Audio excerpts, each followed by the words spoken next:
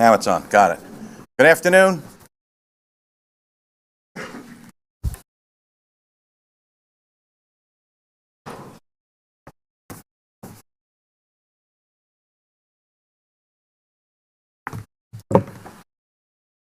I apologize for 5 minutes late. We had a little animated executive. Board meeting of the Port Authority of New York and New Jersey and its component units is now being called to order. Today's in-person meeting is also being held virtually via teleconference with the proceedings live streamed from the Port Authority website. Earlier today, the Committees on Finance and Operation met jointly in executive session. Their reports will be filed with the official minutes of today's meeting. The Commissioners also met in executive session earlier today to discuss matters involving ongoing negotiations or reviews of contracts or proposals, matters related to the personnel or personnel procedures, matters related to the purchase, sale, or lease of real property where the disclosure would affect the value thereof or the public interest, and to discuss and act upon matters related to proposed, pending, or current litigation. We have a couple of pieces of business that are very personal in nature to start. It's a little out of the ordinary, but I think it's fitting in many ways. Last week, if I can call Beth Rooney up, our Director of Courts, last week we had an opportunity to christen a magnificent piece of equipment.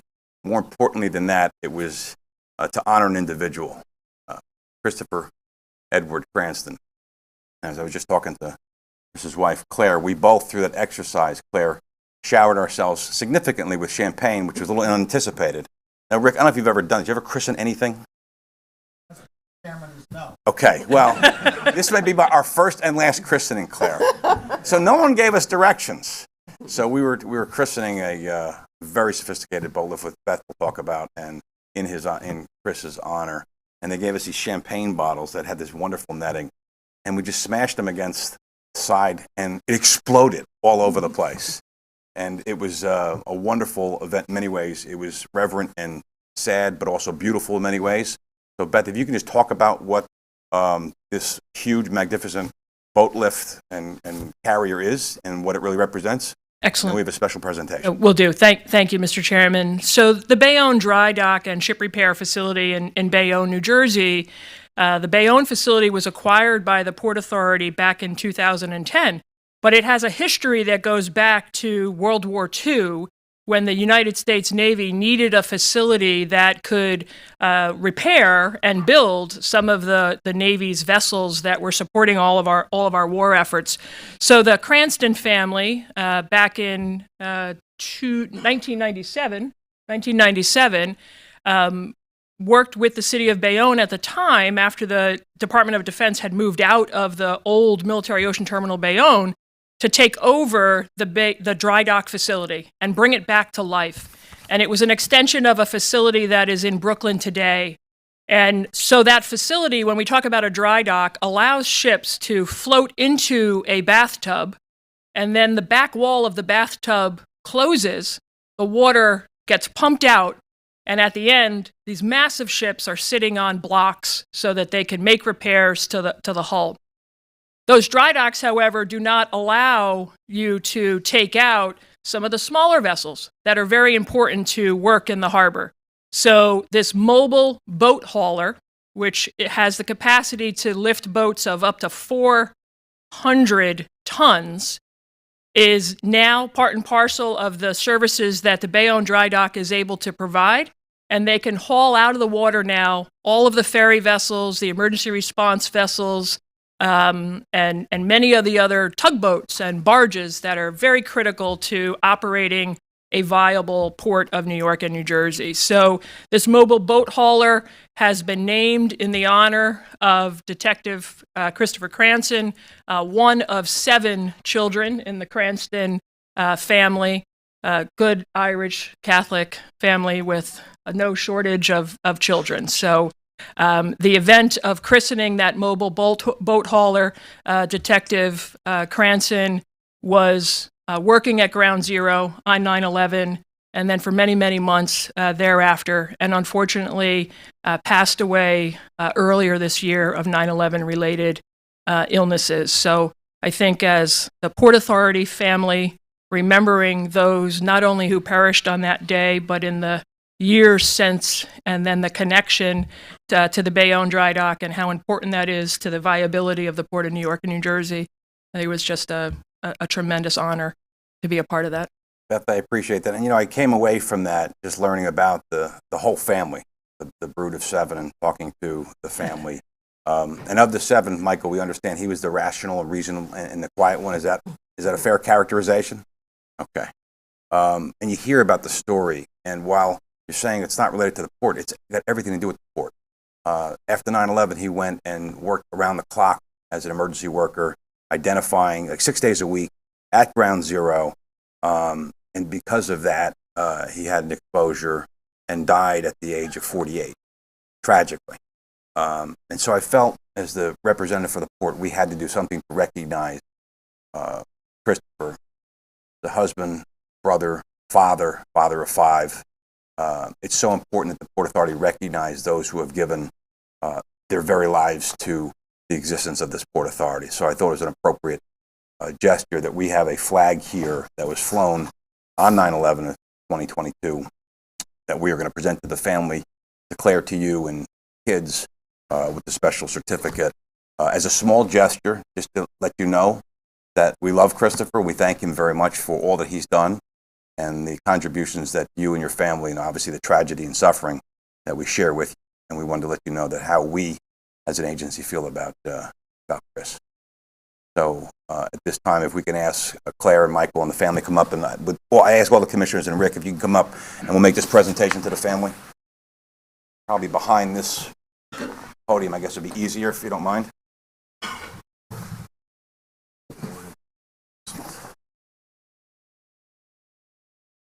Want to hold? Come over here. Fine. Claire and entire Cranston family, on behalf of the Port Authority, I want to present the flag, magnificent box, to you in memory of Chris. Zach, you.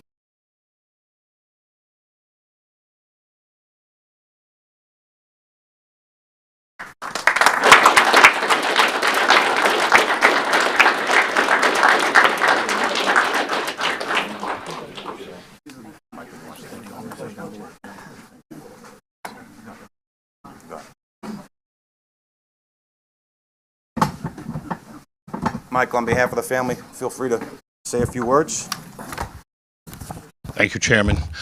On behalf of Bayonne Dry Dock, as well as the Cranston family, we've been dealing with the Port Authority since they came over in 2010, and the engineering and the legwork between the Port Authority folks as well as the Bayonne Dry Dock folks.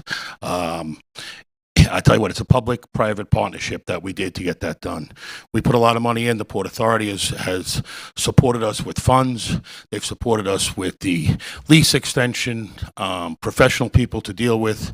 This was the largest boat hauler when it was designed in the world. Currently, it's the biggest one in the Northeast. We were, depending on how you calculate it, we calculate metric tons. People in Florida are doing it with regular tons. We think ours might be a little bit bigger, but that's an argument for another day. But it does support a tremendous amount of activity in the port. A lot of my customers have had to go to Norfolk. They've had to go to outside of the area to get their vessels repaired. This gives them the ability to do it here in the port. So it's a very important piece of equipment. And on behalf of our family, this is a very, very touching moment for us. I think my brother would be, extremely honored, as well as my mom, who also recently passed away, who's looking down on us. So thank you to the Port Authority. It's well appreciated. Thank you. At this time, I ask everyone to stand for a moment of silence for Christopher.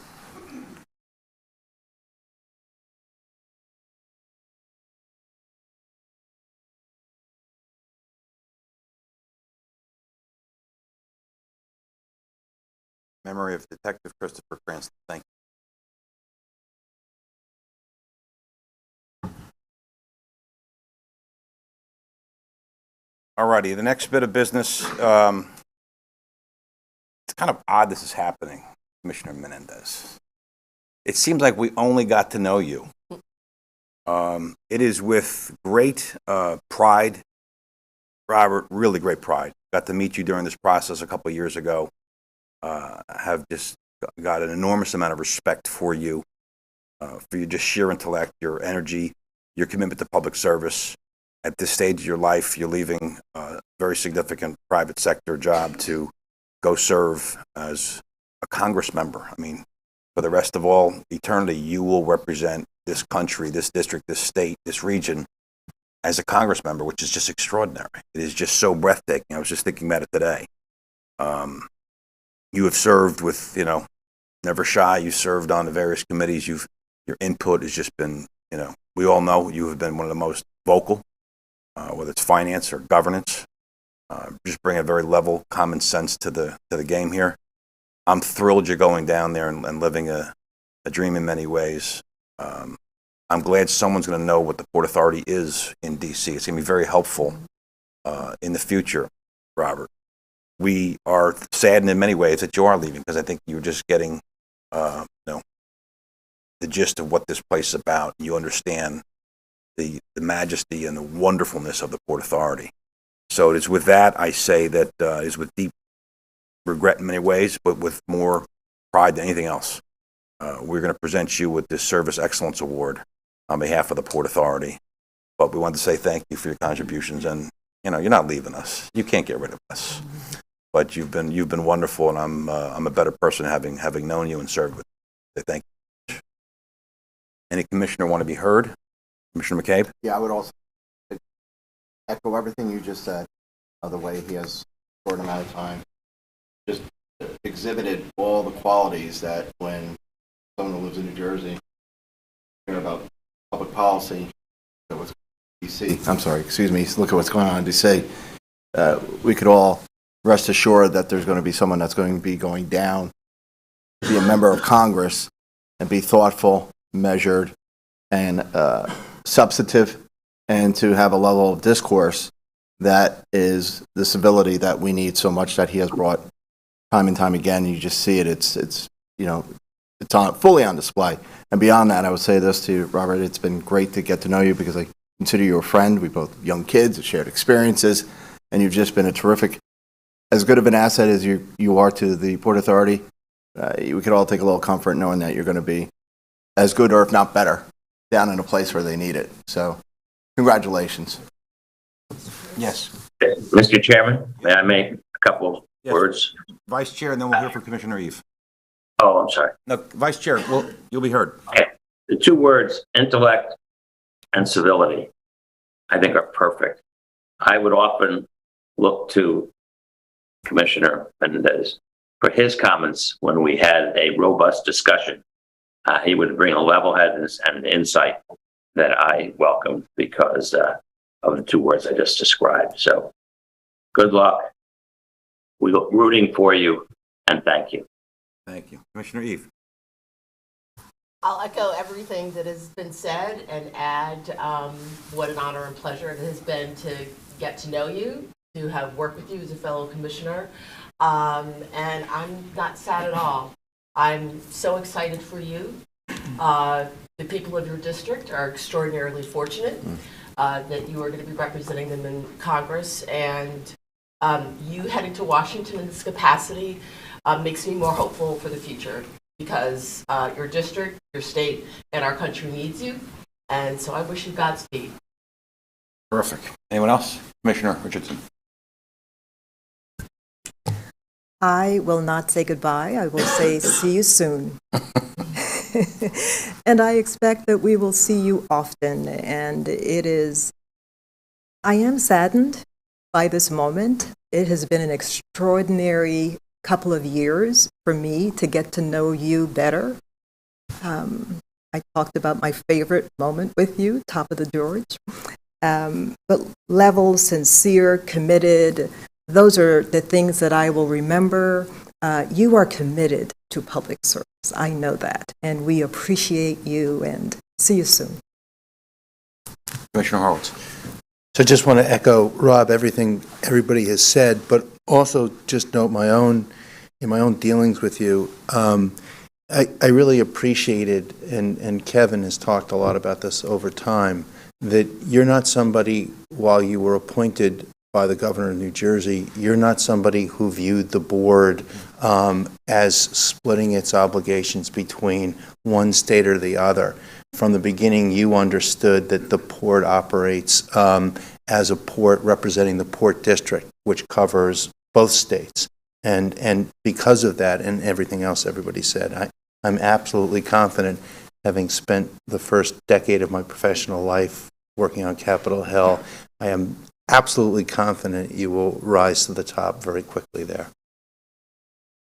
So if nothing else, we're going to present to you, Robert, if you don't mind, if the commissioners and the executive director would join us, and then we'll let you speak.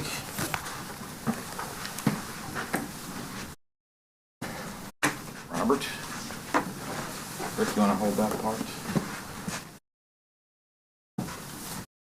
Robert, on behalf of the board, here's your Service Excellence Award. No one deserves it more than you do, and I'm sure you're going to hang it in your cubicle in Congress, or your office in Congress, and don't be a stranger, my friend. Congratulations, job well done.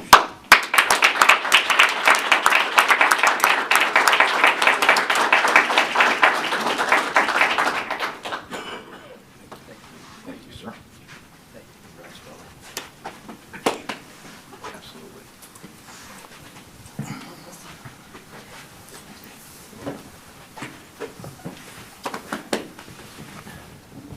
And we now are going to hear from our Congressman-elect, Robert Menendez.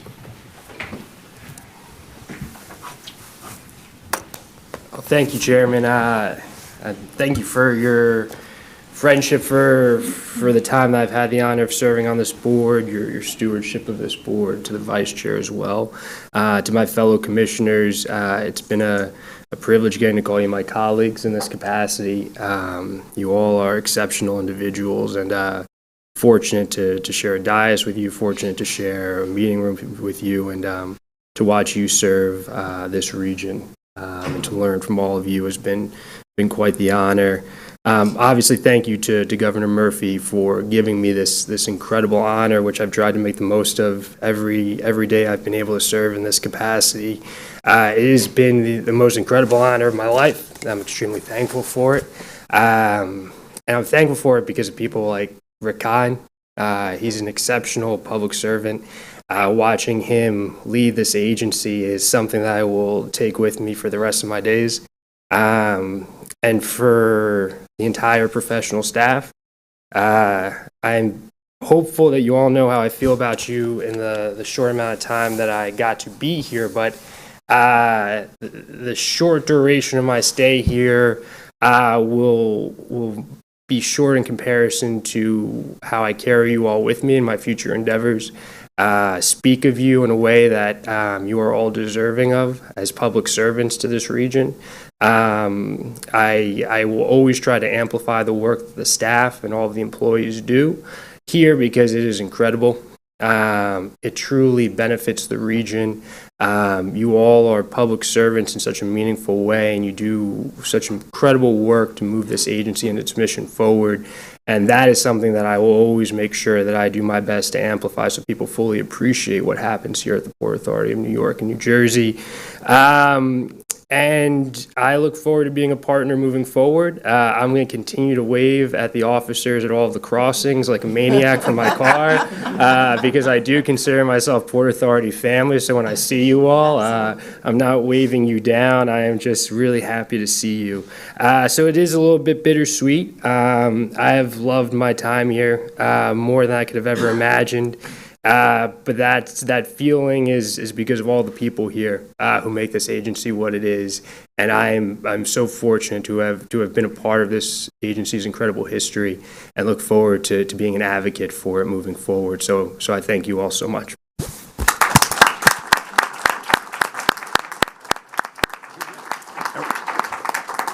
Robert, on behalf of the senior staff and commissioners, this is the traditional hard hat that you must wear for the remainder of the day.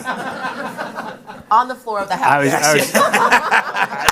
The only two pieces of advice I've been given in this new role is never wear a helmet and never get in a tank. So I will make sure this is on a proudly displayed, but not on my head. So thank you so much. Last bit of personal business we have today before we go on to the voting business.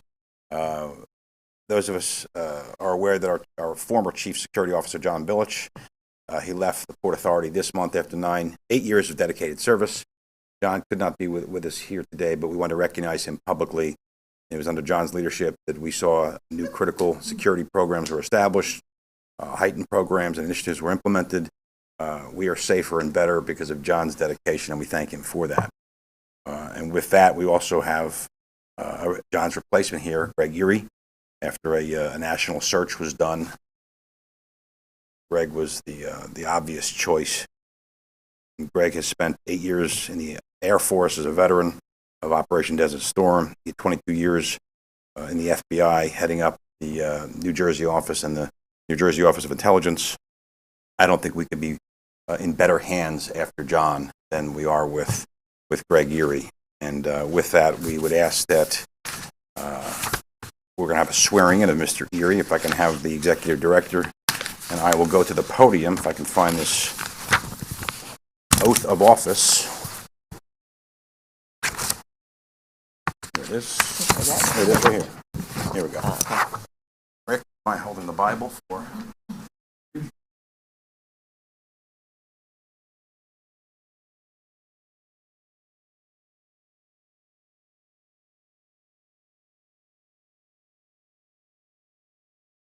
Right hand, your left on the Bible, and repeat after me. I state your name. I, Gregory Erie, Do solemnly swear solemnly swear that I will support that I will support the Constitution the Constitution of the United States of the United States and the Constitutions and the Constitutions of the states of New York and New Jersey, of the states of New York and New Jersey, and that I will faithfully and that I will faithfully discharge the duties of Chief Security Officer discharge the duties of as Chief Security Officer in and for in and for the Port Authority of New York and New Jersey, Port Authority of New York and New Jersey, in accordance with the law in accordance with the law and and according to the best of my ability. according to the best of my ability. So help me God. So help me God. Congratulations.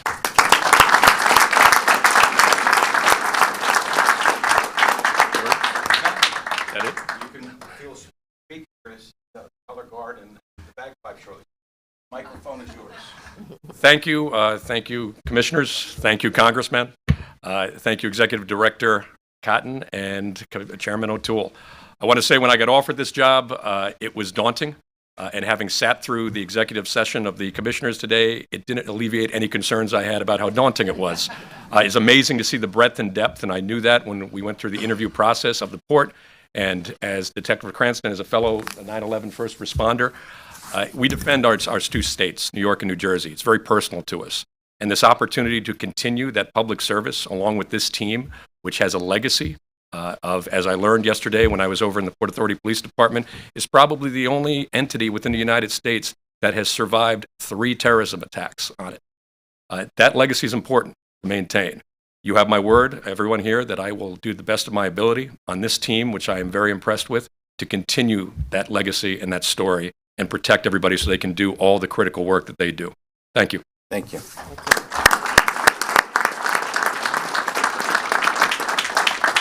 Honor guard. Honor guard. Take. Trail.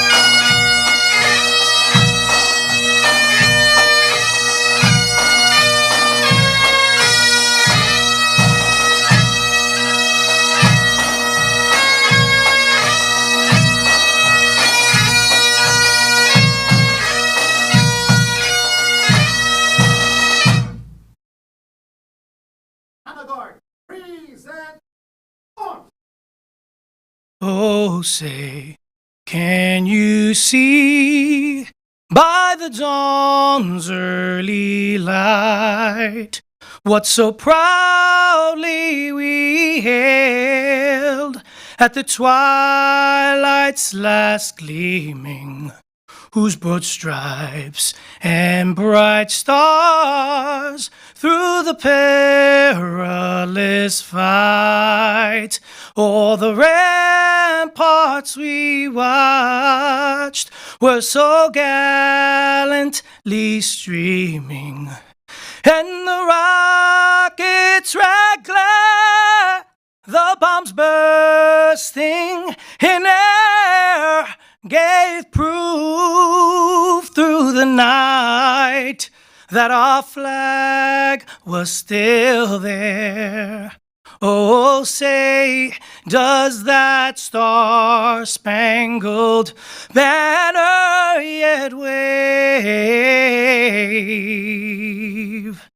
o'er the land of the free and the home of the brave? Honor guard. Order. Home.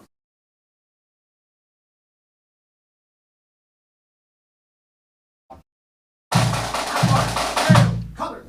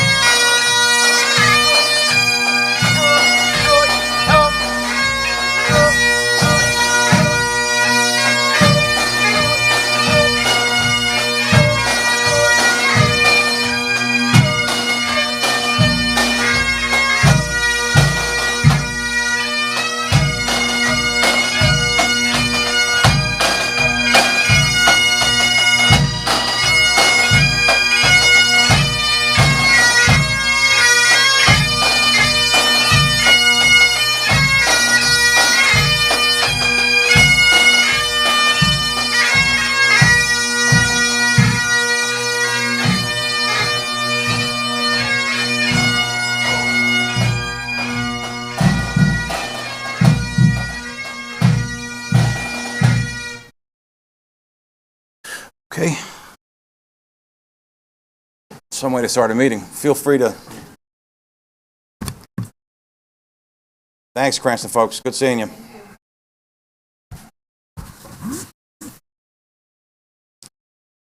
Alrighty, so it's time for our executive report from our executive director.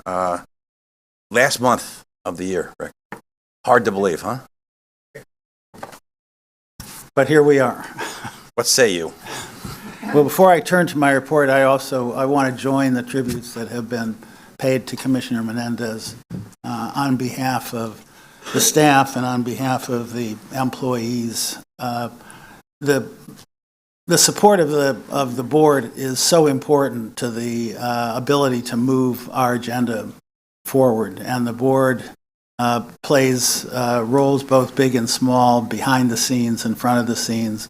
I'd just like to say, Commissioner Menendez, you have in your time on the board, you've emerged as a key member. You have offered your advice, both in supportive ways and encouraging ways, and to point ways to which perhaps we could do better. And I just say that that is an enormously valuable contribution in terms of encouraging us to work on issues and to bring them to the board and provide support for what we do. So thank you very much for your service. It has been a pleasure working with you. I would, Mr. Chairman, now like to turn to my report, and as you point out, this is the last board meeting of the year, and therefore I want to devote my report to briefly review the highlights of the agency's 2022. And I'm pleased to report to the board that the agency has had quite a year. With respect to our airports, the agency has achieved extraordinary milestones in our plan to transform all three of our major airports into world-class 21st century aviation hubs worthy of New York and New Jersey. But the agency's remarkable 2022 extends across the entire agency agenda.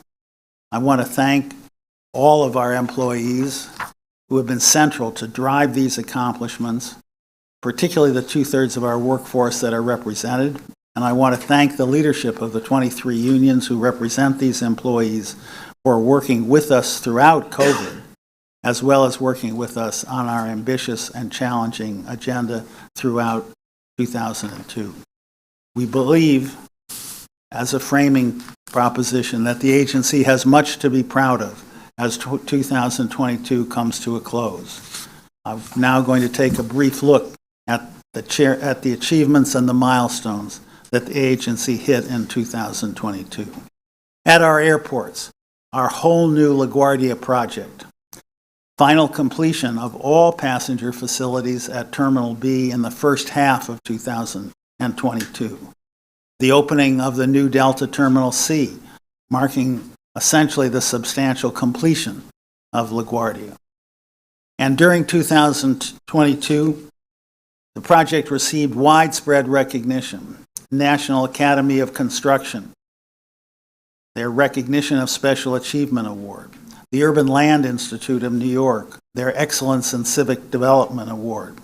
The Design Build Institute of America awarded the project its top project honors. And last week, NYC & Co., the tourist agency, the visitor agency of the City of New York, awarded the project its Visionaries and Voices Award. In November, we celebrated the construction completion of an absolutely magnificent new Terminal A at Newark Airport, which not only included the completion of the terminal, but the opening of 2,700 new parking spots in the parking facility constructed across from the terminal, with the consolidated rental car facility to open in a matter of months. And the first passengers will pass through New Terminal A right after the turn of the year. In addition, the agency awarded a contract to one of the top global architecture firms to develop a Newark Airport vision plan to plan the next steps in Newark Airport's transformation. At JFK in 2002, we reached financial close on the two largest components of our JFK transformation plan. We reached financial close in June on a $9.5 billion new Terminal 1 deal and broke ground on that project in September of this year. And we reached financial close 3 weeks ago on a new $4.2 billion Terminal 6 deal. And with this deal-making now concluded on these two terminal projects, Terminal 1 and Terminal 6, all four terminal projects comprising the JFK Transformation Project, which will drive $18 billion of investment. All projects, all elements of that plan are now moving forward. An extraordinary achievement for the agency. And a final punctuation point, on December 1st, JFK opened the expansion of Terminal 8 with British Air moving into new quarters, a symbol of the entire project moving forward. In terms of our customer experience priority, our three major airports in 2022 achieved the highest ever cumulative score on the most respected passenger survey in the airport industry, the Airport Service Quality Survey. We're not yet where we want to be, but travelers, the public whom we serve, are now beginning to tell us that we're on the right track. Turning to our tunnels, bridges, and terminals division and the new Midtown Bus Terminal project, the current Midtown Bus Terminal is still the poster child for legacy infrastructure that has long passed its useful life.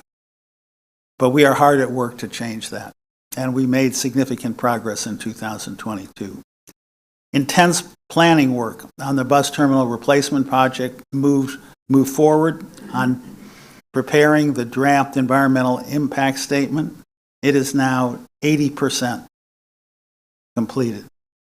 We completed consultation with the construction industry to obtain feedback and guidance on how to approach this large construction project. In 2022, we selected Foster & Partners and Epstein & Sons as the new master architects for the project.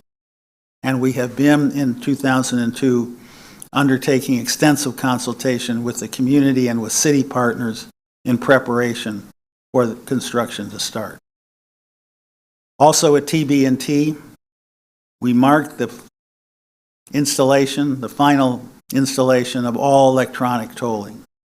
In fact, 5 days ago, it is fair to say that the agency completed this $500 million project to convert to cashless all-electronic toll collection at all 6 Port Authority airports. Specifically, in 2022, the agency completed the installation of state-of-the-art AET equipment at the George Washington Bridge in July and at the Lincoln Tunnel in December. And this brings to an end an extraordinary 90 years of cash toll collection at the agency's crossing. In 2022, we also completed the first phase of our testing of autonomous vehicle technology as a tool to increase bus throughput at the Lincoln Tunnel at its exclusive bus lane, and explored further autonomous vehicle technology at other facilities of the Port Authority. At the World Trade Center, 2022 saw big strides toward the completion of 2 components of the World Trade Center complex.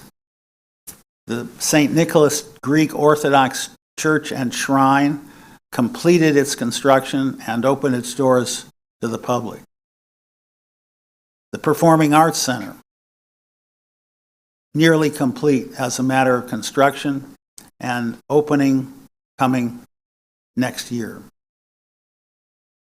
2022 also saw, in the wake of COVID, a vibrant relaunch of pre-COVID campus activations and events. And it is now again a center of activities in Lower Manhattan, and most recently, it had a highly successful set of outdoor screenings of the World Cup. At PATH, the agency made major progress on the PATH 9-car train project, which will enable a 40% increase in capacity for the Newark to World Trade Center line. I don't think there's another railroad in the country who can achieve a 40% increase in capacity with a single project. This involved completing platform construction at 6 stations. It entails or begins the arrival of 70 new rail cars to support this service, and the testing of that 9-car service fully underway, with the goal of beginning actual service as early in 2023 as possible. And PATH received in 2022 the American Public Transportation Association's Outstanding Public Transportation System Achievement Award. At the seaport,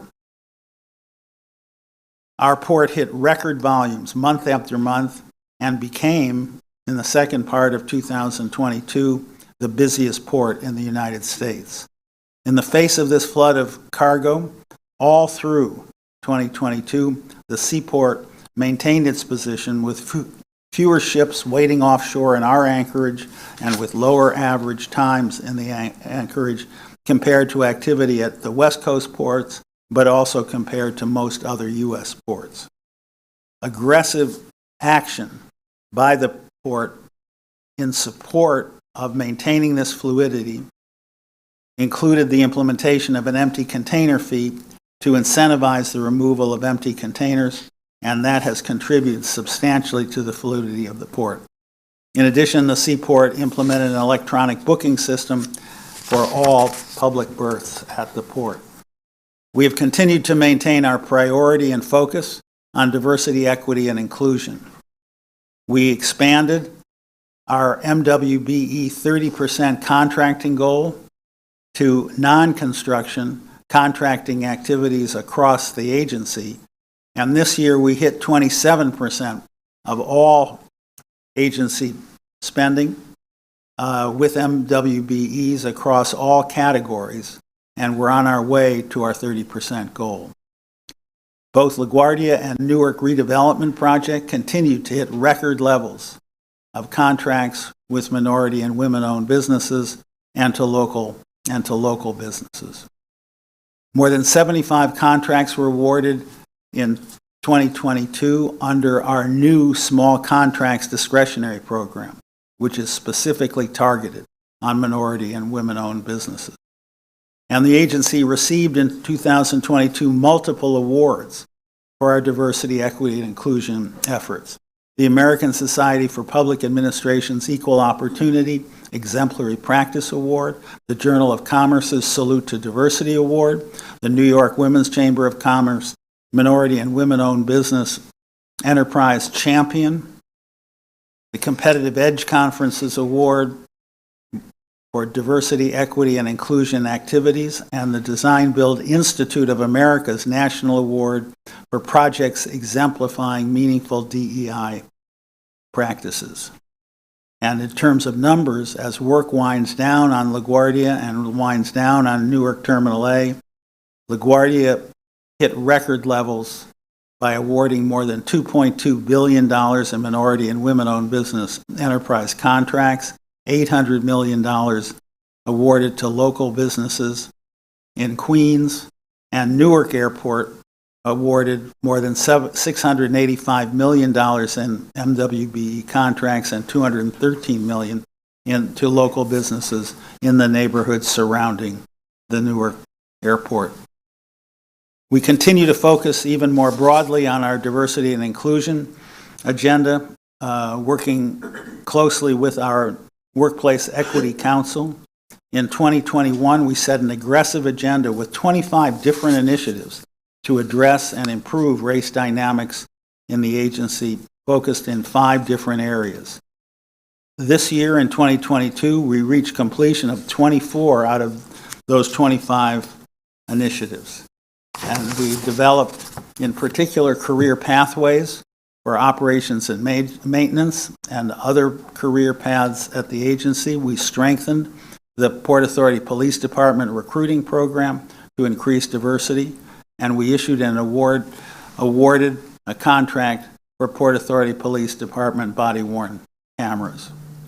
With respect to our sustainability agenda, a major focus, we completed and powered up LaGuardia's Terminal B parking garage solar array. We made major progress at Newark with respect to a solar roof array that will be on the parking structure there, and it is set now to be powered up early in 2023. We completed a 5.2 megawatt solar array at Port Newark, at the Port Newark Container Terminal.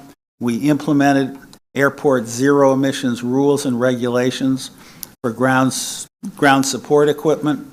At our airports, we initiated zero waste recycling policy, both at the airports and elsewhere in the agency. We have multiple initiatives underway to achieve 35% greenhouse gas reductions by 2025 and made significant progress in 2022. We continued progress in 2022 toward our goal of having 50% of our light-duty vehicles to be all electric, and we continued progress on reducing the number of so-called dirty trucks at the seaport, and Seaport continued to provide incentives to ocean carriers to adopt emission reduction techniques. Mr. Chairman, I think the board and the agency can be proud of the many things that were accomplished in 2022. We appreciate the support of the board, and with that, I conclude my report. Thank you, Rick, and thank you for taking every one of the single-space points I was going to say at our year end. So I'm going to have to wing it just a bit. So, end of the year, I think it's time to kind of recognize where we are. And sometimes to, figure out where you are, you got to figure out where you've been and I guess where you're going. So, most of us, Rick, you and I came here in 2017 with a fairly significant, aggressive agenda. I don't know if you or I or the folks who came on board then knew where we'd be 5.5 years later. But here we are. You read those lists, Rick, and each one stands on its own as amazing. It's astonishing. The $30 billion was spent redoing the 3 airports is absolutely mind-numbing to think about that. And when we came in, You saw the rankings of our 3 airports. They were terrible. And now you're seeing with the investment and the time and the expertise and the state of the art, JFK, LaGuardia, and Newark, they're now rising up in those ranks, and you know what's the changes being affected. You've seen all of the improvements, rail, sustainability, tunnels, bridges, roadways, infrastructures, airports. It's amazing. And Rick, it's amazing, and I say this, and you're not going to want to hear this, but this place is led by you. You have always been that for the last 5 years. You know, people in the years past have talked about Austin Tobin being the father of Port Authority. I say this without any bit of snarkiness or, you know, this is real. Like, Rick has redefined this place, and it has been an absolute honor, Rick, to work with you. And I say this with no humility of it. I'm the chair. It's really a figurehead. Rick, you're the doer. We forged a partnership 5 years ago. And I don't think either one of us knew how it was going to work out, but here it is. And so I turn to you, Rick, and say, I know we're halfway through our tenure. We promised to be here for only 10 years, but we're halfway through. I get it. There are so many great things that have been accomplished. And this collaboration of these commissioners, you, senior staff, the 8,000 employees, have allowed the true potential of the Port Authority to be unleashed that has been building for 100 years. Forget about the setback during the years of the politics of 20 years ago, 10 years ago. This place now, we said we're going to try to hold this magical space as long as we can. Because there's so many things that have to get done. There's so much promise to this place. And finally, it's happening. So on behalf of all of the commissioners, Rick, I say to you, you are the single greatest public servant I've ever worked with. I would say beyond that, you are the single greatest, the most inspiring leader I've ever worked with. And all of those things that we talk about and touch and do and feel and hope for, aspire to, is because what you have laid the groundwork. You're the leader here. Amazing. I want to thank you for everything you've done, Rick, and what you continue to do. And we have so much to do in the next year and the next year. So thank you. On behalf of the port, on behalf of the state of New Jersey, New York, thank you. I turn to the commissioner. We don't often say this. My vice chair, Jeff. I'm here. Thank you, Jeff, for being the whisperer, to be the Mr. Everything, my little consigliere, my big idea. Like Rick, Jeff, you're just amazing. Jeff, you were just amazing. I wish you were here to feel this. This is the day that we all kind of look around with the commissioners, and we all came from different walks of life. I didn't know any of you, very few of you, 7 years ago, 6 years ago, 5 years ago. I knew Kevin, but besides that. There's a reason why the governors and politics and circumstance have brought us here today, to kind of realize all of this greatness, to kind of lead the way. And it's so cool. It is so magnificent. Everyone, all the commissioners, and this is to my fellow commissioners, my 10 fellow commissioners. I dropped each of you a personal note this week from my heart to say, what you have done and contributed individually, your expertise, your specialness, thank you. It's overlooked sometime by others. It's got to be recognized today, individually and collectively. I don't think we're ever going to see this type of partnering, this type of sharing, this unification of both New York and New Jersey. Who would have thought it 6 years ago? And it's a tribute to my fellow commissioners, helping foster this wonderful partnership. Heartfelt thank you, each one of you for doing it and leading the way. Wouldn't be done without. So when Rick reads about the lists of 2022 and the accomplishments, I say it is the year of aviation. It is the year of seaports. It is the year of tunnels and bridges and terminals. It is the year of PATH. It is the year of World Trade Center. It is the year of sustainability. It is the year of diversity, equity, and inclusion. This is the year we celebrate the excellence of the Port Authority. This year, we celebrate the excellence of the Port Authority and its history, and it's the promise of the future. 2023, the big plans, huge plans we're going to do together. Terminal B is coming. It's coming. Bus terminal, by the way, Happy birthday, bus terminal. 70 years today. It turns 70. We've got big ideas. We've got bold ideas. I need the energy of everybody here, every Port Authority employee, every commissioner, every senior staffer. Take a breather for next week or so. And you come back in January, because 2023 is going to be the biggest, baddest year we've ever had. It's going to be magnificent. It's going to be gargantuan. It's going to show the true vision, what they talked about in 1921, what we can do. You'll see it in its final and finished glory in 2023 and 2024. I sit here and I was driving in today, I said, I can't believe I'm still doing this thing. This is the coolest ride of my life. To see people who are absolute professionals doing what they do. So to my commissioners in New York and New Jersey, thank you for all that you've done. And let's continue to work together and get it done in 2023 and 2024. Thank you, Appreciate it. Mr. Chair. Mr. Chairman. Vice Chair. I think I have four things I want to say. First of all, on behalf of all my commissioners, you are not a figurehead. Your wife might think you are a figurehead, but all of us know that you're not a figurehead. Second of all, the letter you sent me, and I assume you sent to each one of us. I showed it to my wife, and she wrote back 3 letters. Wow. She was very impressed. So thank you for your letter. You really made me look good with my bride. Third of all, I want to quote Huntley Lawrence at the Christmas party. He said, he never wants to speak after you. And either do I, because I can't match you are the best extemporaneous and optimistic speaker that I've ever heard. And I think on behalf of all my colleagues, I want to express a heartfelt thank you, thank you, thank you. I turn it over to any of my fellow commissioners who would like to add their thinking. Commissioner McCabe, yes. I think your humility is appreciated, but it's also true to form understanding, leaders that you and Microphone.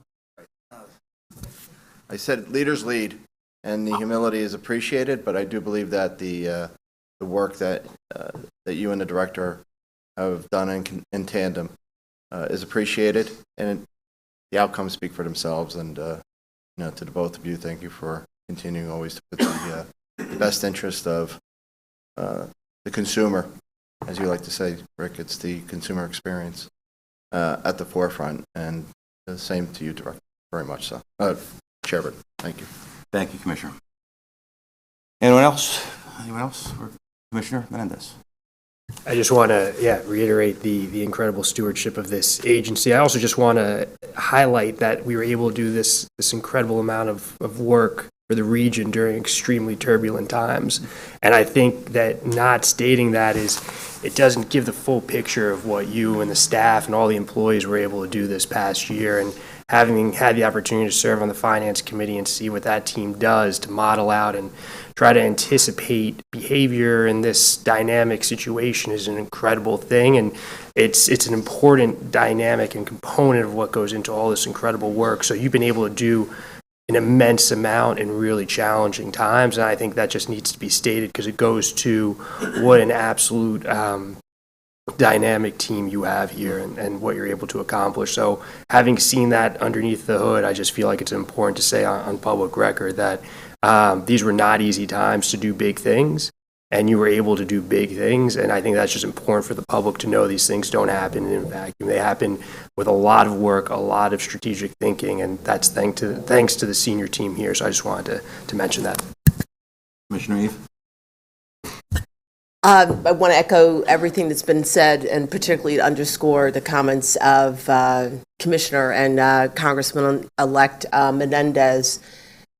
All the extraordinary work done with respect to our assets that have been central and will continue to be central in strengthening resiliency of this entire region, restoring the economic strength of the region, not just for New York State and New Jersey, but beyond, and restoring the vitality of the region. I mean, just to think that we were the epicenter of the pandemic less than 2 years ago, and more than 60 million people are going to be visiting New York City this year.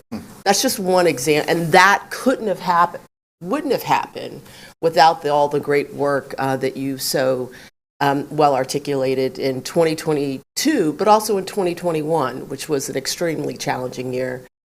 So echoing all the comments of my colleagues and the vice chairman, to thank you, Rick, for your unwavering leadership. I just don't know how you do it. And you, Mr. Chairman, for leading us all and being such an extraordinary partner to our fearless executive director. Thank you, Commissioner. Commissioner Horwitz. So, Rick and Kevin, we see you guys all the time, and we do love working with you, and you're inspirational. But I also think it's important, as we look at the year end, to say thank you to the staff that we see regularly, the senior staff, but to all the people that we don't see, that you, Kevin, and you, Rick, lead. And I really admire, Kevin, the way that you have gone into the trenches repeatedly and make sure that all of the people who work in this organization, who truly make it great, know that they're valued, and that they're listened to, and that they're appreciated. And I think it's important for us as a board, because we don't really address those who we don't see all the time, as a board, to know that you are on our minds, you are valued, you are the people that drive this agency. We all have our own roles to play, but you show up every day and you do the work. And it's important for you to understand that. So thank you, Mr. Chairman. Thank you very much. All righty, let's get down to some business. Appreciate those comments. Our next order of business is a presentation from our Chief Financial Officer, Libby McCarthy, who will review the proposed 2023 budget. This budget is being posted on the Port Authority's website through December 11th for public comment. Our Chief Financial Officer will provide an overview of the nature of the comments received as part of her presentation, and we will defer voting until after the speaker's program. Libby? Thank you, Mr. Chairman. So, good afternoon, all commissioners. I am going to just walk through our proposed 2023 budget, which we are going to request that the board authorize at today's meeting. So, I am not able to see if the presentation is up. I am assuming Yes, it is. Okay, I apologize for that.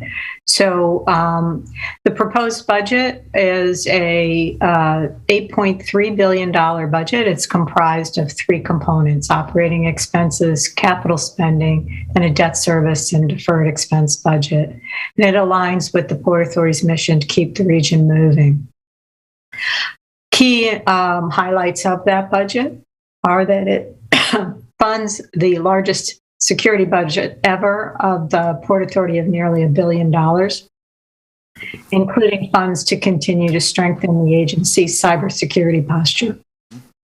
It provides nearly $3 billion in capital spending to invest in 21st century facilities, dedicates $17 million for new technology, customer experience and employer of choice initiatives, and provides nearly $2 billion for operating our facilities with an emphasis on customer experience. All of this was accomplished through a responsible and deliberate allocation of the agency's resources in a challenging economic environment. We could go to the next slide. Just hold on 1 second, Lib. We're just, we got delayed for a second. You can just wait for 1 minute. We can put the screen sharing app back on. Hold on. No problem. We can see you, Libby. Good. That means my internet's working.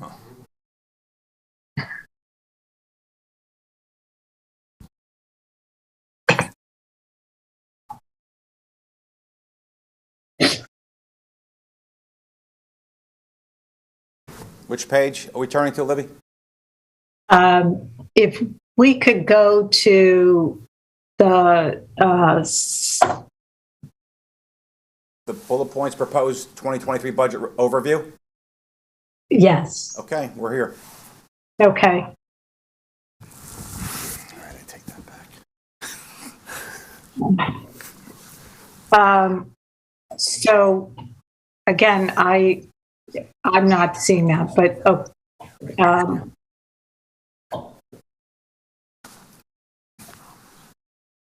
so Rebecca, can you go to slide 4? Okay, there. Thank you. This slide shows the proposed budget by its components, and also shows that the budget of $8.3 billion has sources that balance with its uses. I'm going to walk through the various components, starting first with operating revenues. So if we could go, Rebecca, to slide 6. I think it's best to understand this budget in the context of COVID and the recovery that we've had with respect to COVID and the recovery on our activity. On this slide, you can see the aviation activity on the left and the port container activity on the right. Just to frame these slides, the yellow dotted line is 2019 levels and the blue line is the current activity. What you can see here, aviation passenger activity is on the left. And as Rick reported in his report, we have seen strong recovery of aviation passenger activity in 2022, and we expect that activity to be in excess of 2019 levels in 2023, and to be at 102% of 2019 in 2023. Port container activity, as you can see on the right-hand side of this page, is well above 2019 levels and has been that way since the 2020. And that record volume activity that Rick mentioned, but also we expect that high activity level to continue into 2023 to be at 122% of 2019 levels in that year. On this next slide, we have the activity related to the tunnels and bridges and PATH. Tunnels and bridges is on the left and PATH on the right. Here you can see the tunnels and bridges has had a strong recovery and is really hovering just below 2019 levels this year at 99%. And given that we are conservatively taking into consideration potential softening of the economy, we are projecting for 2023 that activity level will be at that 99% in 2023. PATH ridership is the area where we've had the slowest recovery, and we currently estimate that PATH, which is right now in the roughly 60% of 2019 levels, will continue to have recovery into 2023 and be 66% of 2023 levels across the year. That PATH is like other mass transit railroad systems, commuter rail systems, is showing a slower recovery because of the ongoing impacts of the remote work environment. The next slide. When you take together these activity assumptions as well as scheduled rent increases and new rents as a result of some of the new airport facilities that Rick mentioned in his remarks, and an automatic toll and fare adjustment that is scheduled for 23. Overall, we're estimating that gross operating revenues will be $6.4 billion, which is $470 million or 8% higher than the 2022 estimate. But it's also important to recall that this is in the context of the $3 billion of revenue loss the Port Authority incurred over the 24 months from March of 2020 through March of 2022. This amount as well, I'll point out, is still well below the pre-pandemic 2023 estimates that we had for the year. So I did mention that automatic toll and fare adjustments. So if we go to that next slide, I just framed that back in 2008, confirmed again in 2011 and 2019. The board mandated an automatic inflation-based adjustment mechanism for the bridge and tunnel tolls, and also created that for the air train fares. And that was based on a measure of inflation for the tunnels, bridge and tunnel tolls, when the cumulative effect of inflation reached $1 on the last, after the year of the last increase. That increase would be put into place. Because CPI from September of 2020 through September of 2022 was 14%, that automatic inflation adjustment was triggered.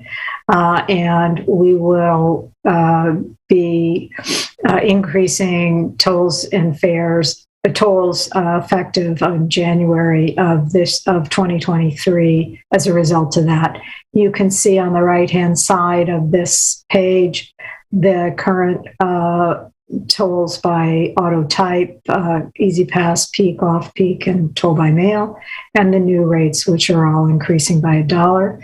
It's important to note as well, though, that all discount programs will be continuing.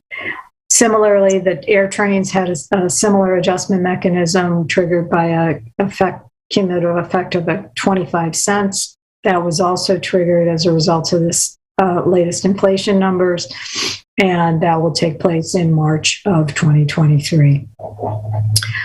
On to the next slide.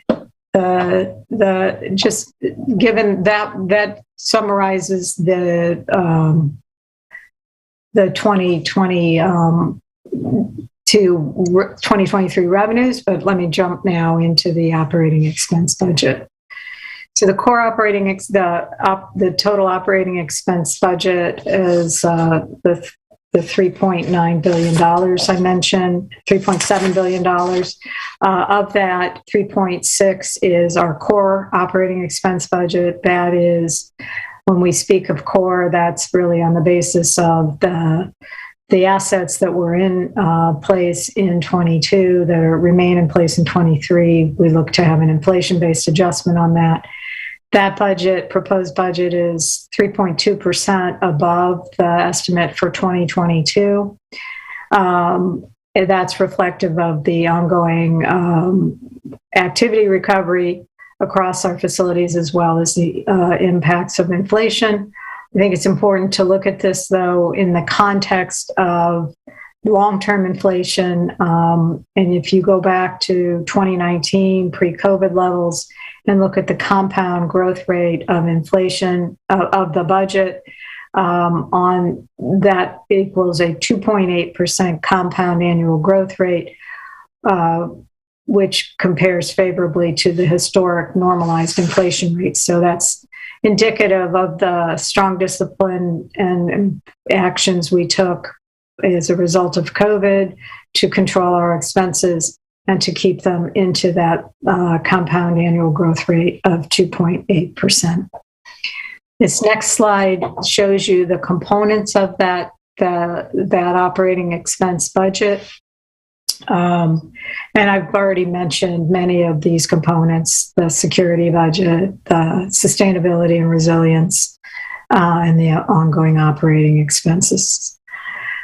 Moving on to the next components, we have as well, in addition to that core spending, proposed non-core spending totaling $80 million.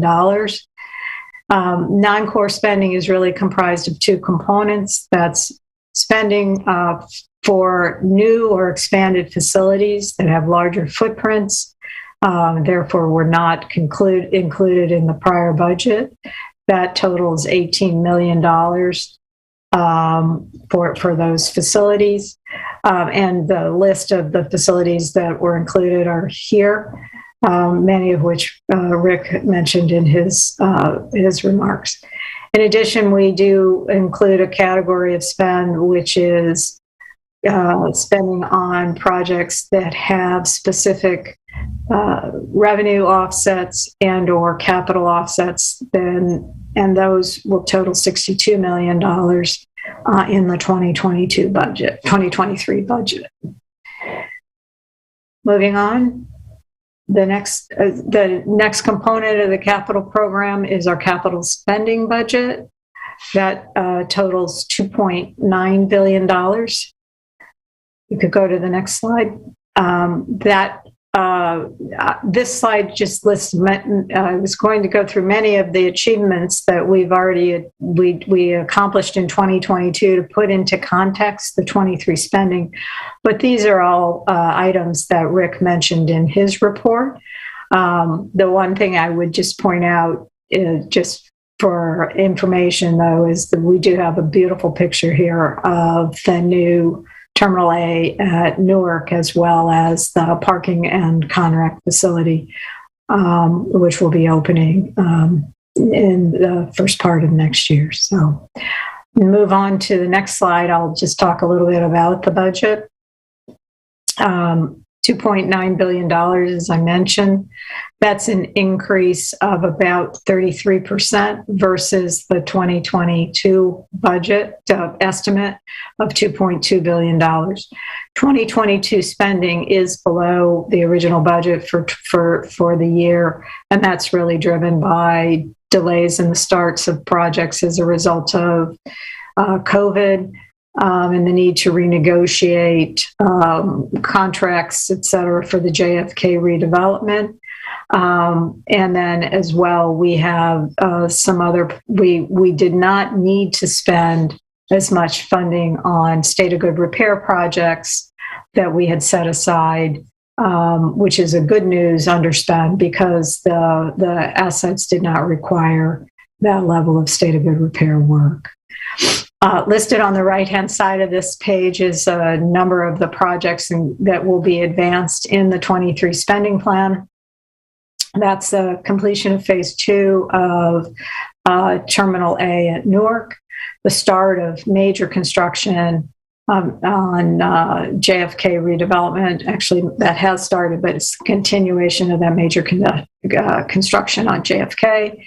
The advancement of Newark visioning planning and the replacement of the Newark Air Train, the continuation of the $2 billion Restore the George program, capital planning on the new Midtown bus terminal, the rollout of the new and modern PATH fare collection system, and the delivery of the 72 new PATH rail cars that will support expanded 9-car service on the PATH system.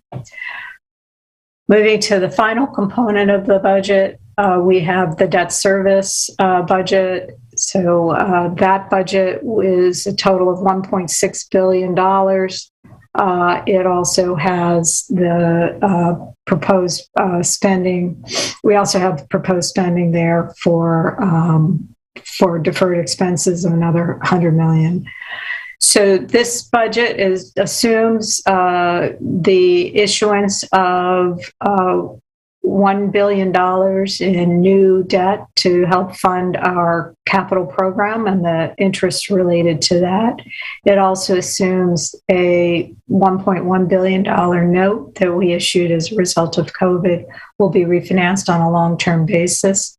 And that is reflected in the interest expense here, as well as then increased scheduled principal amortizations related to our existing debt. So next slide. We did, as a result of our practices, we did post our budget for public comment following our meeting in November. We have since then, received 18 comments from the public. No comments have been received since the 13th. Those comments are comprised of 14 comments that related to our to the toll and fare adjustments. 3 comments on general matters, and 1 comment with respect to consideration of certain levels of service on the weekend. When we look at those comments and we look at the budget, which, as we mentioned in looking at it and taken as a whole, that proposed budget was developed to take into consideration the activity recovery across all of our facilities, inflation and the challenging economic environment that we're in, as well as the continued advancement of our significant capital program and investment to create new 21st century facilities. We take that all into consideration and look at it as a whole. Based on that, we are not recommending any changes to the proposed budget and are asking that the board adopt the budget as it was proposed.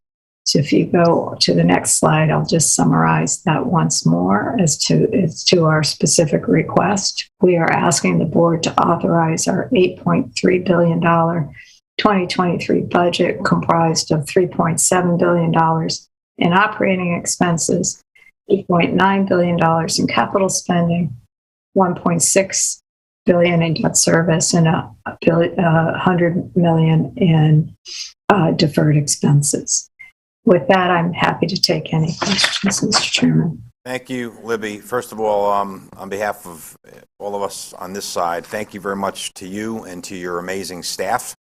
The budget is challenging after a drop of $3 billion in revenue in the last 3 years. To have us sitting here today with a very responsible budget is a great credit to you, Libby. It is 12 months of work, 365 days a year you're at this, so we recognize it, and it's not getting any easier. But we do want to say thank you very much, much appreciated. All that difficult, all the long hours and long days, and we're here.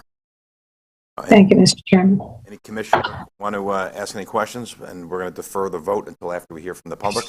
Rick, anything you want to add?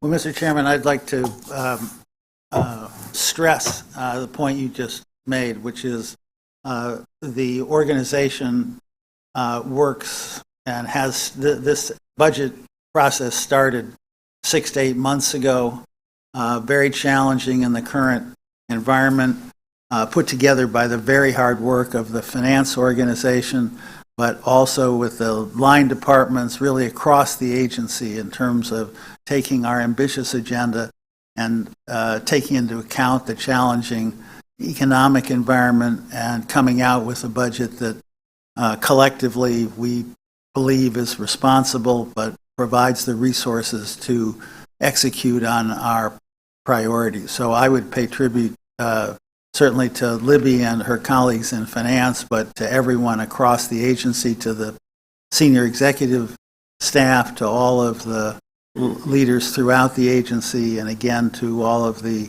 employees for being involved in the budget process, being responsive, exhibiting the necessary financial discipline, but also committing themselves to carry out our priorities. Thank you, Rick. Anybody else want to be heard? May I just echo some of the things that Rick said, but Yes, Vice. Libby, once again, a prodigious accomplishment, and thank you to all who participated in it. All righty. Moving ahead, we're going to hear from our Chief of Major Capital Projects, Stephen Plate, and give us an update on the activities related to the bus terminal. 70 years. Is today the actual birthday, Dave? Yes, it is. December 15th.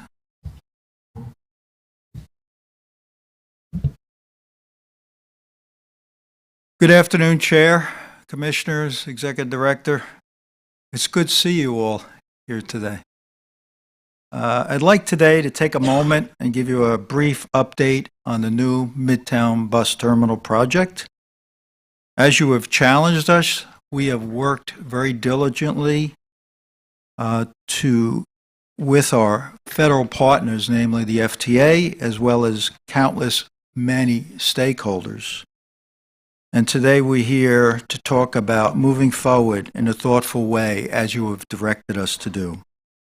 Today we'd like to focus on early action aspect of the project, in particular deck overs, portion of the Dyer Avenue, which will provide a critical capability to maintain operations as we move into the next phase of the project.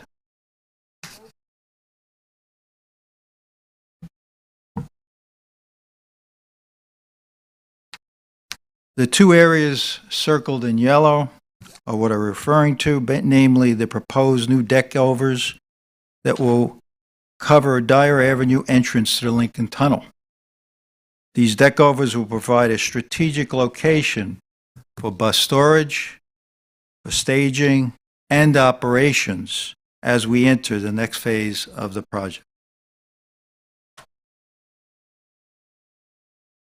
This rendering gives you a concept on how those operations may be used based on initial plans. The proposed deck overs will initially be used to handle a portion of the buses that will be displaced when construction begins in earnest on the main portion of the project. We maintain the ability, it will give us the ability to maintain for the carriers and for the patrons to quickly have pre-staged buses arriving at their gates to pick up passengers.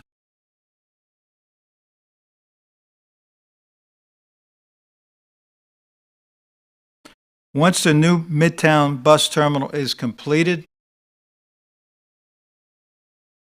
the deck overs will be converted, and this is very critical for the community. This community has very little, if any, green space. Provide over 3.5 acres of new green space for the community. And they're very excited about it. In fact, it was mentioned today in some documents published in the public. This space, to give you a sense of the size, is comparable to both Bryant Park and the Green Lawn at Gramercy Park put together. So tremendous benefit for the community in light of all the commitments that as Washington has made, our governors have made, and it really hits that mark. So in summary, Commissioners, to echo the comments that have been made here over and over again, 2023 will be a year of progress on this critical project. PA Procurement will initiate and issue public solicitations for contractors in the next quarter to begin work, to enable us to start the selection process, to select the right people, the right firms to get this project well underway. And we are constantly challenging ourselves on multiple levels, including people from both the quality of people we have inside the Port Authority as well as those people outside the Port Authority. And people are very excited about this project because it will truly be a transformational project for both the city, and it is the largest by far bus terminal in the world. So with that, I wanted to wish you on a personal level all a very happy holiday and a very happy and healthy new year. Thank you. Right. Thank you, Steve. Looking for a breakout year for the bus terminal in 2023. Keep up the good work. Thank you, sir.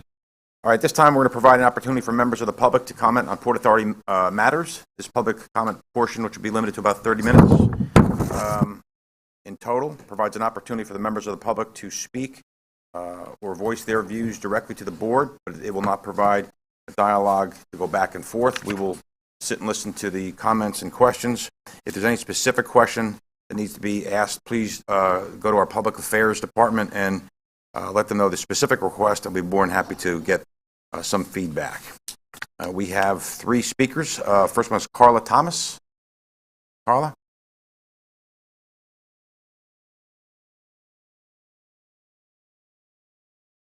And if there's more than one speaker, please identify yourself. Yes, hi, good afternoon, everyone. My name is Carla Thomas. I am the director of New Jersey Security Division of SEIU 32BJ.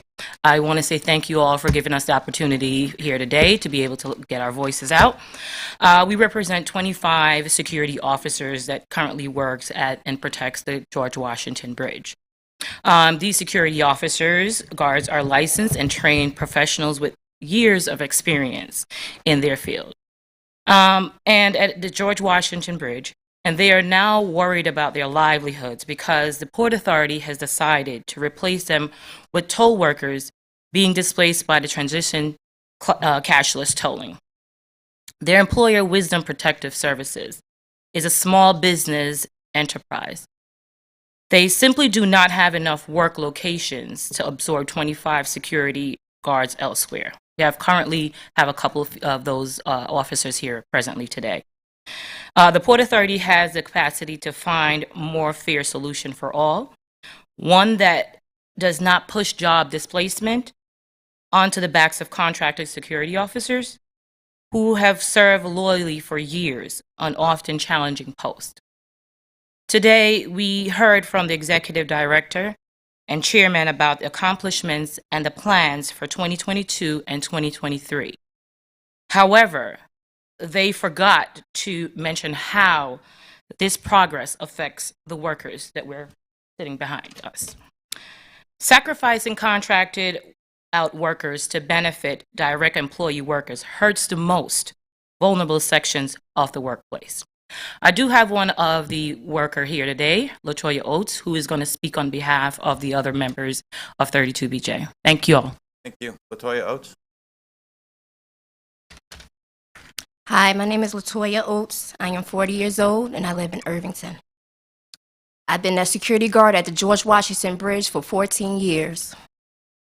My colleagues and I are very upset with the possibility of being replaced with toll collectors who are losing their jobs because of the switch of cashless tolling. I am sympathetic to the toll collectors situation, but a solution that creates more displacement is not a solution at all. I plead with you to find a solution that does not result on us losing our livelihood. I am qualified and licensed security professional. I have years of relevant experience and training that I bring to my post at the bridge. It is a demanding and important job. Sometimes I feel that our job is underestimated. I watch for suicide attempts as well as suspicious and terroristic activities. I carry out my role with pride. There are images that will never leave my mind, like the two just give me a second. There are images that will never leave my mind, like the two people that have seen jump off the bridge and end their lives out of hopelessness and desperation. My family and I depend on the good wages and health care and benefits I receive from this job. Please do not reward years of dedicated service by pushing me out of my job. I urge the Port Authority to find a way to help the toll collectors that does not displace the hardworking, qualified security workers that currently serve at the George Washington Bridge. We need our jobs too. Thank you. Thank you. Next speaker. I'm sorry. I want to say thank you guys and have a happy holidays. And you too. all the best for the New Year's. Thank you very much. Murray Bowden, our final speaker.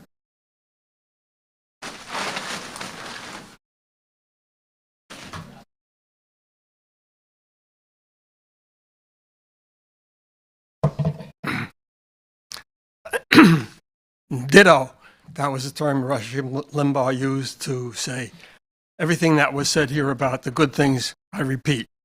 Kevin, I apologize. I was wrong in asking you to take care of a lot of issues on road lines and stuff. Not your purview. Rick, you're the executive director. Your team, Michael, traffic engineer Michael, I can't remember his name, met with me.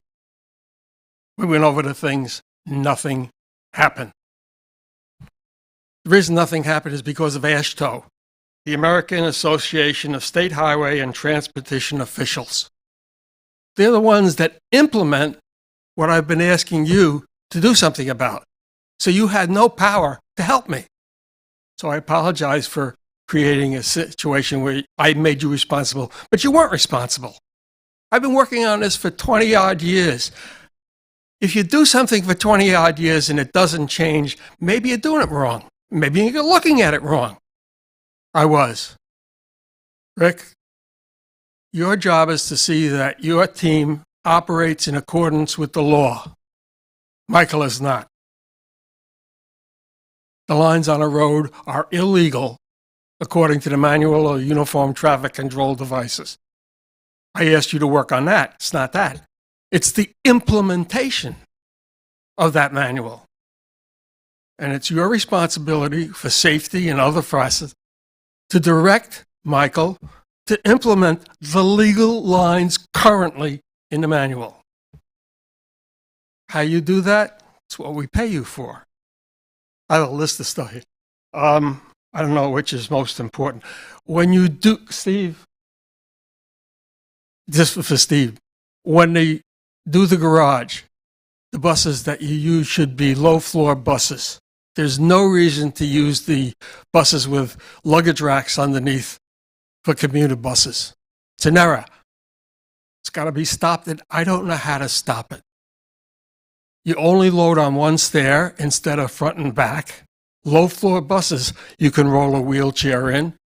To put a wheelchair on a commuter bus is literally impossible, and virtually.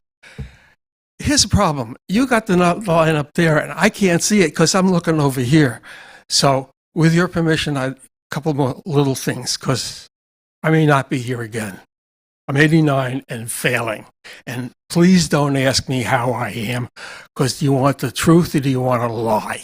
Let's get to the rest of your list then, Murray. I'm sorry? Let's get to the rest of your list. We'll give you a little more time. The blue tarp. All of you in the wintertime that park outside have ice on your windows. You get a tarp like this, and you put it underneath the windshield wipers and on the top of the car, and you hold it down there inside the door, and it keeps the ice from forming on your car outside. And it's wonderful, because I forgot to use it the last ice storm, and I had to go out there and scrape. And then I remembered I had this. What was the other thing? Oh, the electric receptacle. You all know what this is. This is the electric receptacle where the plugs go on. Well, all of the plugs now, and the code says the hole goes on the bottom. When you go home, look at how many of your installations have the hole on the top, which was 20, 30, 40 years ago. And electricians who've been doing this all their lives put it in this way. Now, how do you stop a profession that's been doing it wrong for all these years when it belongs this way? And that's the problem with some of the traffic engineers. I need to before I leave, thank all of the people at the Port Authority who have helped me all these years. I'm not so smart. I didn't learn this by myself. There were teachers here that taught me. And Kevin, my apologies. It's been a pleasure to work with you. Thank you. Thank you, Murray. Okay, Jim, do we have any pre-recorded messages or videos? We do not. Okay. Thank you very much. Let's proceed to the voting on the items that we need to vote on. Each of the respective committee chairs will provide a brief report for each of the matters being considered. We're first going to hear from Commissioner Cohen to start off the proceedings regarding the 2023 budget and the 2023 plan of finance. And after that, the chair, after hearing from them, we're going to hear from the Vice Chair Linford to provide his report on the Committee on Capital Planning, Execution, and Asset Management. Commissioner Cohen, please provide your report. Thank you, Chairman O'Toole. As Chair of the Committee on Finance, I will now recommend an item that authorizes the 2023 budget consistent with the parameters described by the Chief Financial Officer during her presentation on the 2023 budget. Prior to making a motion on this item, I ask the Corporate Secretary to note any commissioner recusals on the matter. There are no recusals. Do commissioners have any questions or comments on this item? I take it there are none. I now request a motion on this item. So moved. Can I have a second? I now request the Corporate Secretary to call the roll for voting on this item. Chairman O'Toole? Yes. Vice Chairman Linford? Yes. Commissioner Cohen? Yes. Commissioner Eve? Yes. Commissioner Horwitz? Yes. Commissioner LaBarbera? Yes. Commissioner McCabe? Yes. Commissioner Menendez? Yes. Commissioner Richardson? Yes. As the votes are in order, the item is approved. Next, I wish to recommend the board for consideration several items necessary to effectuate a plan of finance for 2023. A virtual public hearing was conducted earlier this week on the proposed 2023 plan of finance. The first item requests approval of a plan of finance to satisfy federal tax law requirements with respect to the public approval of the issuance of bonds, notes, and other obligations characterized as private activity bonds under the federal tax law. Prior to making the motion on this item, I will ask the Corporate Secretary to note any commissioner recusals. There are no recusals. In that case, I request a motion on this item. So moved. We have a second. Second. I now request the Corporate Secretary to call the roll for voting on this item. Chairman O'Toole? Yes. Vice Chairman Linford? Yes. Commissioner Cohen? Yes. Commissioner Eve? Yes. Commissioner Horwitz? Yes. Commissioner LaBarbera? Yes. Commissioner McCabe? Commissioner Menendez? Yes. Commissioner Richardson? Yes. As though the votes are in order, the item is approved. The next two items authorize the establishment, issuance, and sale of consolidated bonds as necessary to effectuate the 2023 plan of finance. Prior to making a motion on these items, I would ask the Corporate Secretary to note any commissioner recusals. There are no recusals. That being so, I request a motion. So moved. We have a second. Second. Corporate Secretary, can you do your thing and call the roll? Chairman O'Toole? Yes. Vice Chairman Linford? Yes. Commissioner Cohen? Yes. Commissioner Eve? Yes. Commissioner Horwitz? Yes. Commissioner LaBarbera? Yes. Commissioner McCabe? Commissioner Menendez? Yes. Commissioner Richardson? Yes. The items are approved. The next two items authorize the establishment, issuance, and sale of consolidated notes as necessary to effectuate the 2023 plan of financing. Prior to making a motion on these items, I will ask the Corporate Secretary to note any commissioner recusals. There are no recusals. Can we get a motion? So moved. Second. Second. Now request the Corporate Secretary to once again do what he does so well, which is call the roll. Chairman O'Toole? Yes. Vice Chairman Linford? Yes. Commissioner Cohen? Yes. Commissioner Eve? Yes. Commissioner Horwitz? Yes. Commissioner LaBarbera? Yes. Commissioner McCabe? Yes. Commissioner Menendez? Yes. Commissioner Richardson? Yes. The votes are in order and the item is approved. I want to wish everybody a happy holiday. I apologize for not being with you. I echo all the sentiments about the extraordinary work of the last year, and I express my great appreciation and thanks to each and every one of you. Happy holidays. Back to you, Mr. Chairman. Thank you, Commissioner Cohen. Vice Chair Linford, may I have your report, please? Yes, Chair. As Chair of the Committee on Planning, Capital Planning, Execution, and Asset Management, I will now report on three items under the committee's purview. The first item authorizes approximately $1.9 million for Stage 2 planning to develop a project to rehabilitate runway 1-19 at Teterboro Airport. Prior to making a motion on this item, I ask the Corporate Secretary to note any commissioner recusals. There are no recusals. Do any commissioners have questions or comments on this item? Hearing none, I now request a motion on this item. So moved. Second, please. Second. Thank you. I now request the Corporate Secretary to call the roll for voting on the item. Chairman O'Toole? Yes. Vice Chairman Linford? Yes. Commissioner Cohen? Yes. Commissioner Eve? Yes. Commissioner Horwitz? Yes. Commissioner LaBarbera? Yes. Commissioner McCabe? Commissioner Menendez. Yes. Commissioner Richardson. Yes. The next item authorizes a $24 million project to replace the roofs on 3 Port Authority occupied and maintained buildings at Port Newark. Prior to making a motion on this item, I asked the corporate secretary to note any commissioner recusal. There are no recusals. Thank you. Do any commissioners have questions or comments on this item? I now request a motion on this item. So moved. May I have a second? Second. Thank you. I now request the corporate secretary to call the roll for voting on the item. Chairman O'Toole? Yes. Vice Chairman Linford? Yes. Commissioner Cohen? Yes. Commissioner Eve? Yes. Commissioner Horwitz? Yes. Commissioner LaBarbera? Yes. Commissioner McCabe? Yes. Commissioner Menendez? Yes. Commissioner Richardson? Yes. As the votes are in order, this item is approved. The last item authorizes the 4th and final phase of a project to rehabilitate the World Trade Center site's central chiller plant and river water pump station at a cost of $42.8 million. Prior to making a motion on this item, I ask the corporate secretary to note any commissioner recusals. There are no recusals. Thank you. Do any commissioners have questions or comments on this item? Hearing none, I now request a motion on this item. So moved. May I have a second? Second. I now request the corporate secretary to call the roll for voting on this item. Chairman O'Toole? Yes. Vice Chairman Linford? Yes. Commissioner Cohen? Yes. Commissioner Eve? Yes. Commissioner Horwitz? Yes. Commissioner LaBarbera? Yes. Commissioner McCabe? Yes. Commissioner Menendez? Commissioner Richardson? Yes.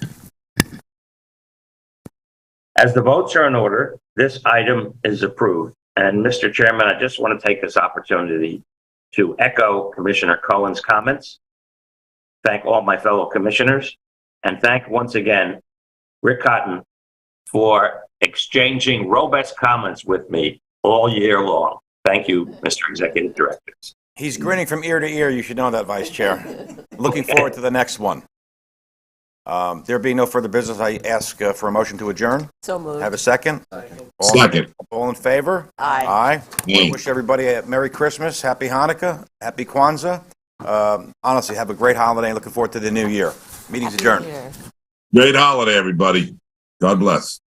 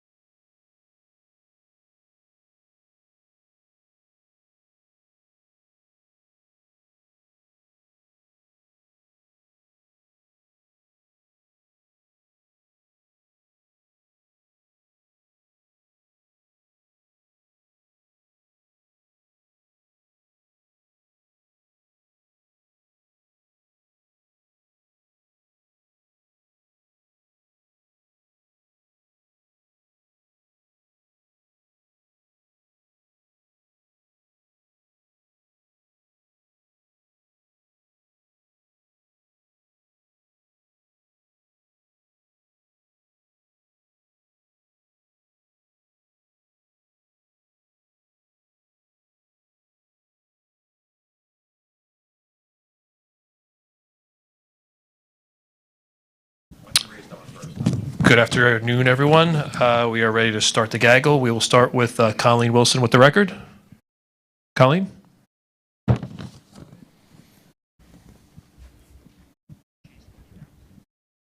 Hey, can you hear me? Yes, we can hear you, Colleen. Great. Just wanted an update on Newark Airport Terminal A. There were some issues with the fire and security systems. Can you be more specific about what those problems were and if there is a new date of opening? Well, at the end of every construction project, particularly at the airports, there is a very elaborate testing protocol which cover what are very complicated systems in terms of fire alarm and security. In this case, as the test proceeded, there were simply several glitches that were identified, and we won't open a facility unless those protective systems are in apple pie order. And it happens. Those systems did not pass their tests. But over the last week or 10 days, they have made excellent progress, and so the opening will, as we announced, will move forward in the first 2 weeks of January. Yeah, let me just add to that. So the fire suppression and alarm, they were going through testing protocols. They have to be tweaked. They were. Frankly, we could have opened a few days after the 8th, but the reality was that would have pushed us in the middle of the holiday traffic, which, after consultation with our partners and the airlines and other folks, it was determined not to go live literally in the middle of the busiest season. So that puts us to the first 2 weeks of January. We are excited and looking forward to the opening. Thank you. Next, we have Larry Higgs with New Jersey Advanced Media. Larry. Hi, can you hear me? Yes, Larry. Yes. Thanks. Couple of questions. First of all, is the deck over on the Port Authority bus terminal, is there a cost estimate for that work and a timeline of when you hope to begin construction and have it open to make that shift? Well, I'd say we're not quite ready to set the timeline. We intend to put out RFQ early next year, but we're moving that along as rapidly as we can. Okay, and a follow-up on that, how many buses will those two deck overs accommodate? Honestly, Larry, I don't know the answer to that question, but the goal as we move forward on the entire bus replacement project, one of the challenges, but we have numerous initiatives underway, is that we're going to need to accommodate quite a few buses who have previously parked on grounds that will be devoted to the new facilities, and we're working that out step by step. The deck overs are a key part of that program. There will be additional sites identified, and we're working on that. It's a complicated challenge in terms of identifying it. We're 100% confident that we can do it, but I don't know the specific number of bus spaces that the deck overs will accommodate.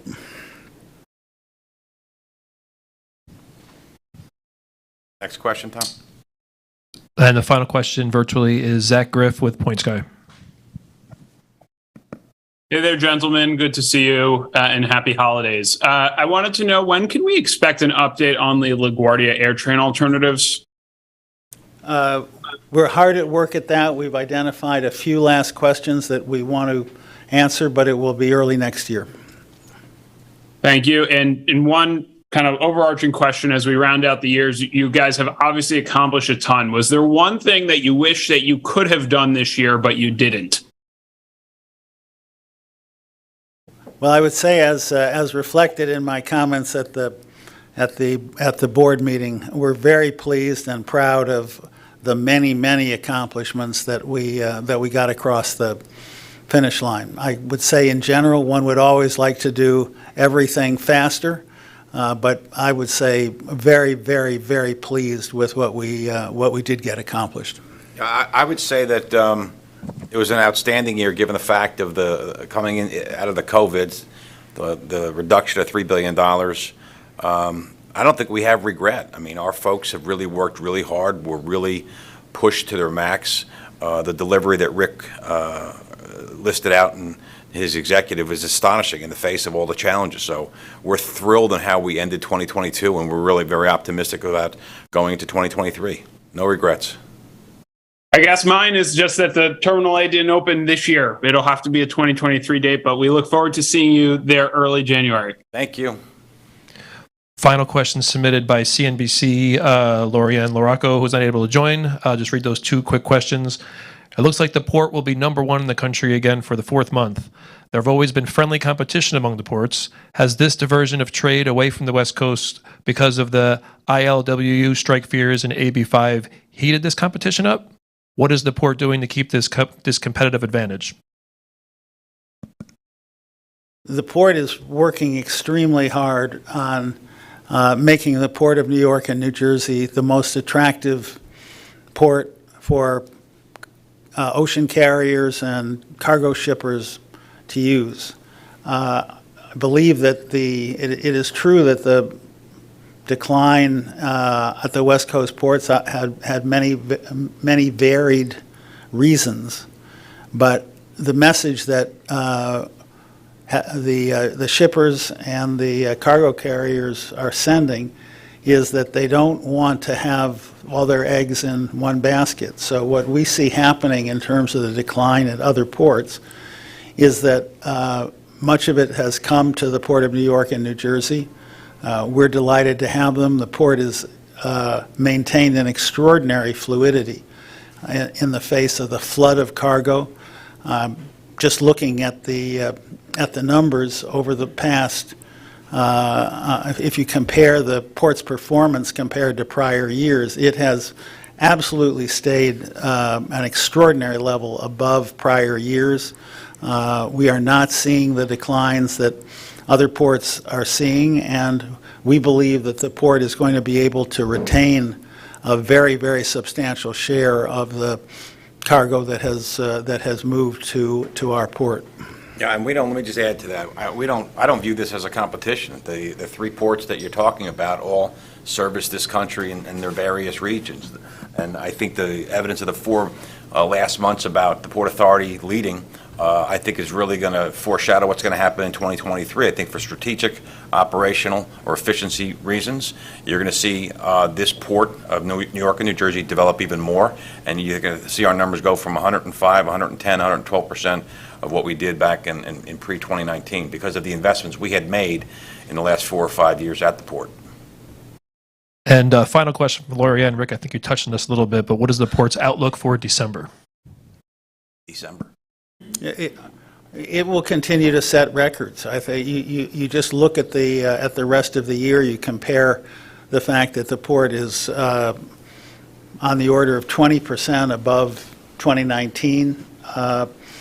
We think that trend will continue. There may be seasonal declines, but the port is hitting on all cylinders, and the messages that the port has been getting from the industry is that the positioning of the port, the capabilities of the port, which we could talk a long time about, will sustain record levels. That's it. That's it. Thank you very much, everyone. Appreciate it. Thank you.